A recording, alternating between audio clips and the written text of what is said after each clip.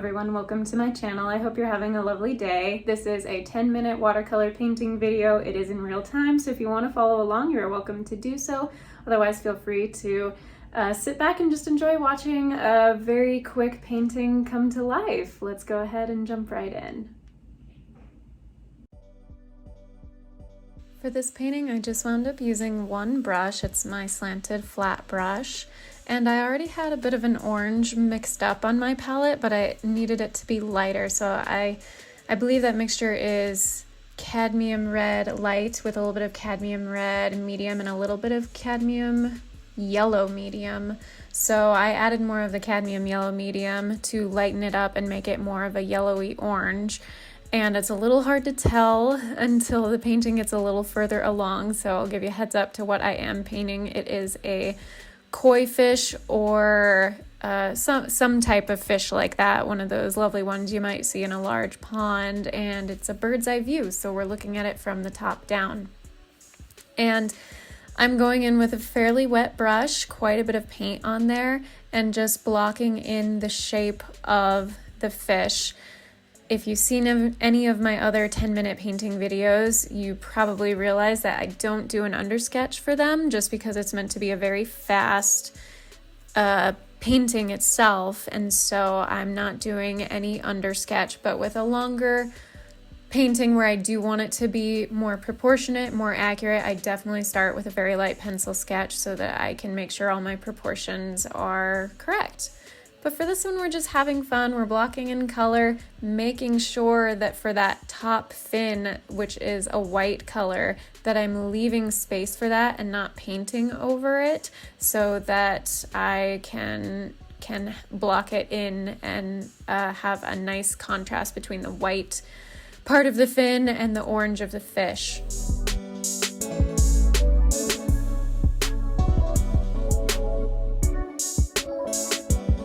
The nice thing about a slanted paintbrush, a slanted flat paintbrush, is that you can use the tip to get a fine line and corner, but then you can also turn it on its side and lay in fairly large blocks of color at one time. So it's a really versatile type of paintbrush. And I went in and added a little more cadmium yellow over the top there because the fish did have some variation. It's more orange on the side. As you can see, I'm going into a darker orange on that side there. Along with some shadowing, there's going to be a little bit of brown a little later for those shadows along the side of the fish.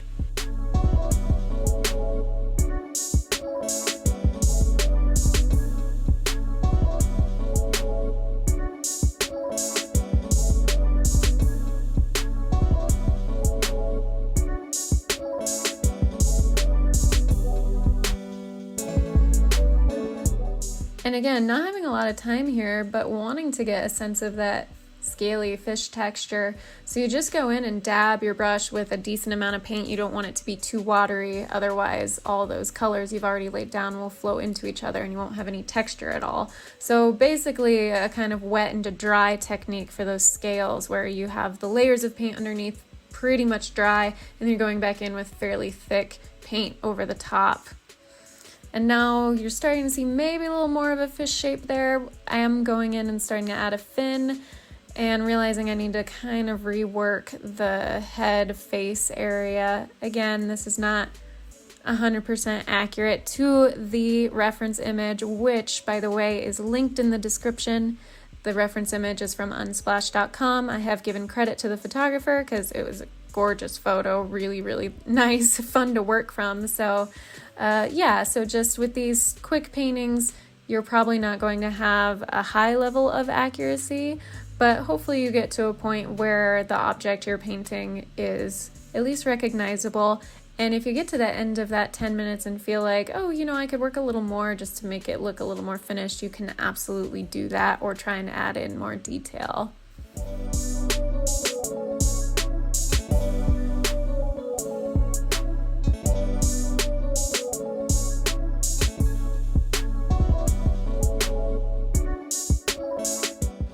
Nothing too much to say about those fins coming off other than they're a little lighter in color, so just kind of using a lighter bit of paint, and then also using the tip of your brush, see how you're getting kind of more of those sort of fine line type details. So the sort of crinkles and folds in the fin, they look very delicate in the initial photograph of the fish. So that's why the color is a little lighter and you kind of have those sort of wispy, almost stripes kind of coming off, but they're not stripes, it's kind of the folds in the fin.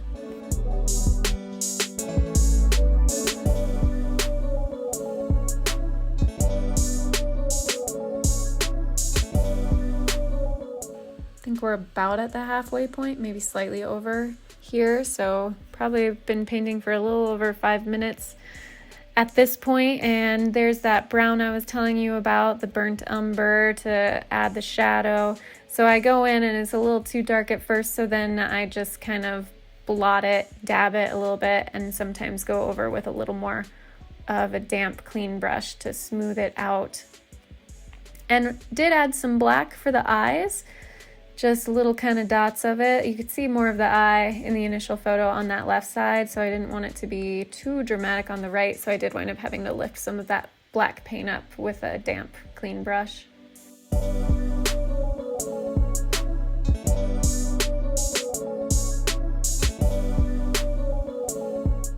And I realized to make the white parts of the fin stand out, I mean, I kind of could have left it like this and had it be even more abstract, but I did want to get those white areas sticking out. So you see I'd have just the slightest bit of shadow with some very light application of Payne's gray on that top fin on the back of the fish. But then to really make sure the rest of it stands out, I am adding a watery color to the background. So really thick in with, that is a mixture of ultramarine blue and viridian green. So just going in, trying to stick as best as I can to the outlines. Again, not a huge amount of accuracy here, but enough where you can see now you will have a really beautiful contrast between that dark watercolor color of the water and the white outlines of the fin.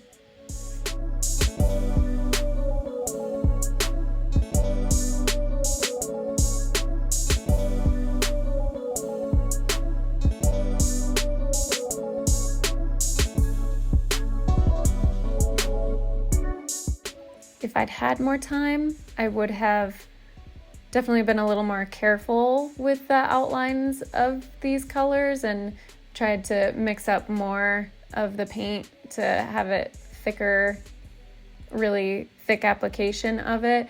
But as it was, I did start running out of time since this was limited to only 10 minutes, so I kind of had to be very quick with filling in those colors. Didn't necessarily have time to remix more of that ultramarine blue and viridian green color. So I did very quickly just the kind of outlines and then wound up having to water down the paint quite a bit in order to get the full effect of it being in water.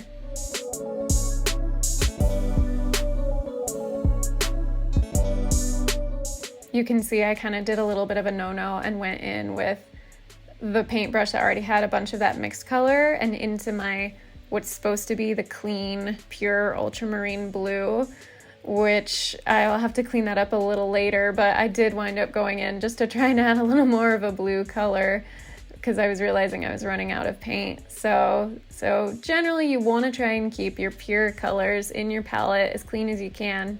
And that's why you have that kind of open part of the metal palette to mix your colors, and you want to clean your brush in between dipping into different colors. But I did a little bit of cheating because I was pressed for time. So just a little heads up about that there. A good tip is to keep your colors that are in your palette as clean as possible. And this is that kind of watered down, as you can tell. Just sort of adding a little, there you go. I did go ahead and really rinse my brush that time so I could go into the ultramarine blue and just add a little more blue to that background. And now I think you can tell by this point that it is very much meant to be a fish in water. And I went ahead and added a signature. had a couple seconds after adding it, which is normally not the case.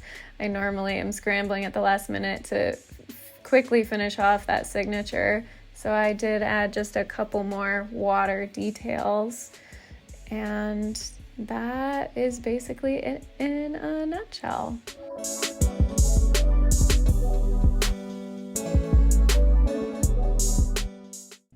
Thank you so much for watching. Hope you enjoyed that. If you did, please give it a thumbs up. Go ahead and subscribe to my channel. I would really appreciate it. Until my next video, be kind to yourself, be kind to others. God bless, and I'll see you soon.